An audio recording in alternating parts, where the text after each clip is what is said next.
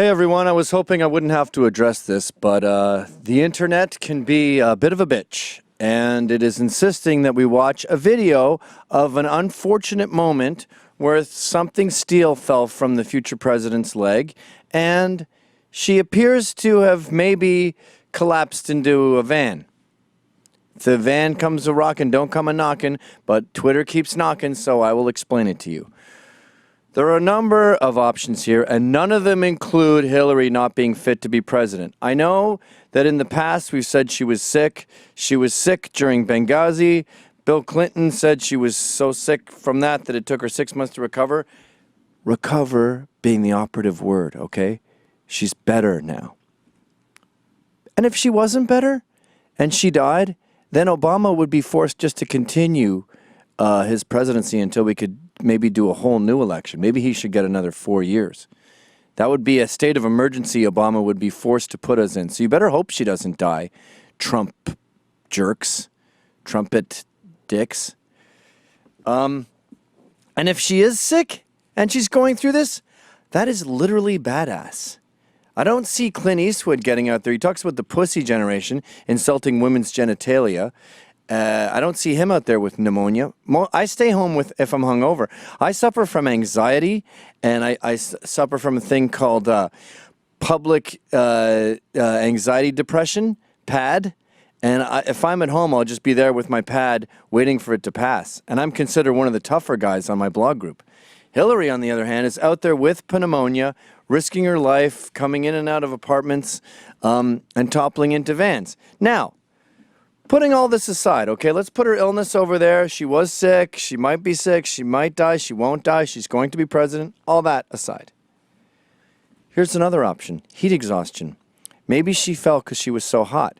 Yeah, you know why she's hot? Because of people like you driving your fucking SUVs and your buses all over the place and using your gas guzzlers instead of using a Prius. It's probably your fault for polluting the environment. Did you know that this summer was the hottest summer ever on record? Now, because we live in a sexist society, this woman isn't allowed to wear short shorts and a tank with tube socks and maybe flip-flops.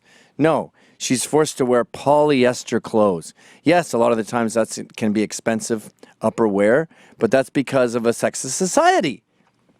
So we dress her up in these outfits, we make her wear expensive, hot clothes, and then when she gets heat exhaustion, we go, "What's the matter, bitch? Get up, President Slave." Well, here's a whole new option. I am a dance music enthusiast. I like music a lot more than you do. I'm constantly what we call in the black community digging in the crates. Rap makes me feel invincible. And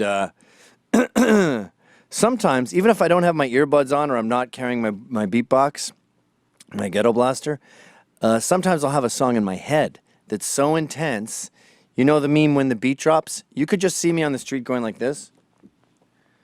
And then when the beat drops, you'll see me sort of go and like really hit it. And that can be a headphone-free zone. Now, if I was out there and I was looking at 9/11 and I was remembering my foreign policy and I was thinking, wow, when I get out there and I stop tormenting Muslims, there's going to be no more 9/11. It's going to be badass. I got to get to work. And I might leave a memorial early so I could go and just like solve the problem. And I might be so pumped near the van that the song in my head just makes me drop to the beat. That's what it was. And in fact, I could probably, using a diverse range of influences, come up with what the exact song was. You can tell. It's sort of like lip reading. You can tell by the head bobs what she was dropping the beat to. Now, my first guess is a Hispanic classic called Harlem Shake.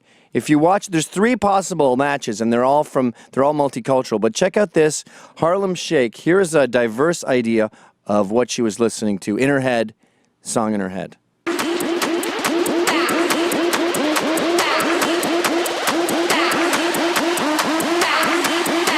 See? Watch. And do the Harlem Shake.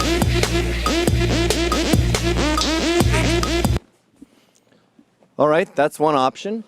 Another option comes from across the pond, from a long time ago, I believe the 90s. This is a song by the Chemical Brothers, 2 Caucasian men of no color, who did a song called Where Do I Begin? I believe it's about being hungover on MDMA, which back then was called E, which is now called Molly.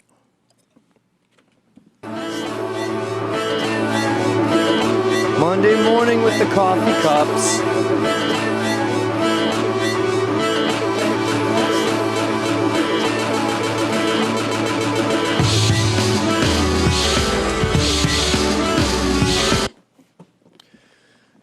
But we all know what it really was.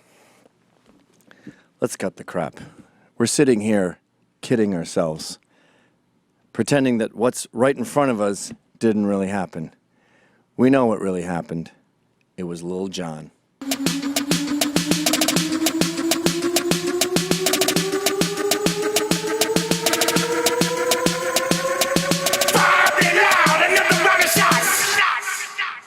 Turn down for what?